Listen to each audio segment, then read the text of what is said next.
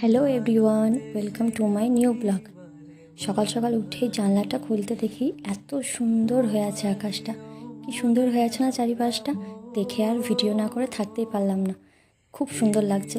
দুর্গাপুজো তো আর মাত্র কয়েকটা দিন বাকি, আর দুর্গাপুজো আসা মানে তো চারিপাশটা এরকম হবেই। মা আসছেন যে, মা আসার আনন্দে চারিপাশটা এত সুন্দর হয়ে ওঠে, কাশ ফুলে ভরে ওঠে, নীল আকাশের উপর সাদা মেঘ ভেসে বেড়ানো। এইগুলো মানেই মা আসছেন, তারই ইঙ্গিত দিচ্ছেন।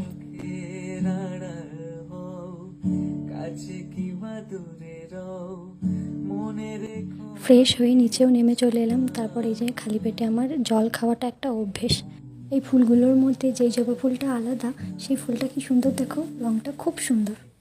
তারপর এদিকে আমি তাড়াতাড়ি স্নান করে নিয়ে চলে গেলাম উপরে, মা ঠাকুর পুজো করছে দেখার জন্য। এই যে মায়ের এদিকে পুজো করাও প্রায় কমপ্লিট, তাই বললাম মা দাঁড়াও আমি একটা ভিডিও করি, খুব সুন্দর লাগছে তাই না। ওই যে আমাদের ঠাকুর ঘর, মা ওইদিকে ঠাকুর পুজো করছে, আমি একটু বাইরে বেরিয়ে এলাম। আর জানো তো আমাদের বাড়ির চারিপাশে না প্রচুর গাছপালা আছে, যার জন্য ছাদে আসতে আমার খুব ভালো লাগে। তার উপর আজকে আবার এত সুন্দর আকাশটা হয়ে আছে, সবুজ গাছপালার উপর দিয়ে যেন আকাশটা দেখতে আরও বেশি ভালো লাগছে। খুব সুন্দর হাওয়াও দিচ্ছিল জানো, তার জন্য কিছুক্ষণ দাঁড়িয়ে থেকে আমি নেমে যাই।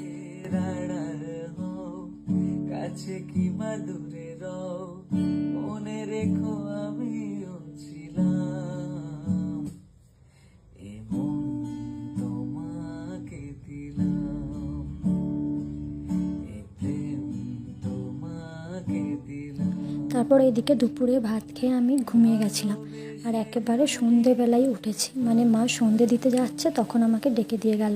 আমি উঠে দেখছি পুরো বাইরেটা অন্ধকার, সন্ধে লেগে গেছে।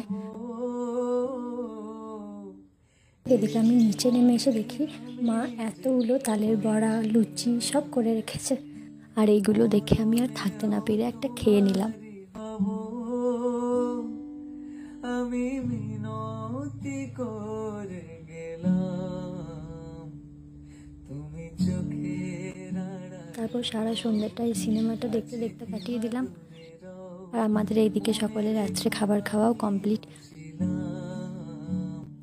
আর এইদিকে উপরেও চলে এসেছি, ওই যে দূরে মাকে দেখা যায়।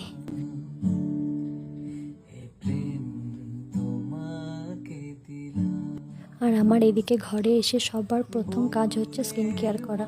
রাত্রে অবশ্যই সবারই স্কিন কেয়ার করে ঘুমানো উচিত। আর এদিকেও আগে আগে চলে এসে শুয়ে শুয়ে ফোন ঘাঁটছিল, তাই আমি ওকে একটু রাগাচ্ছিলাম তোমার দিকে ক্যামেরাটা ঘোরাবো, আর ও বলছিল না না একদম ক্যামেরাটা ঘোরাবে না। এই নিয়ে ওর সাথে একটু মজা করছিলাম।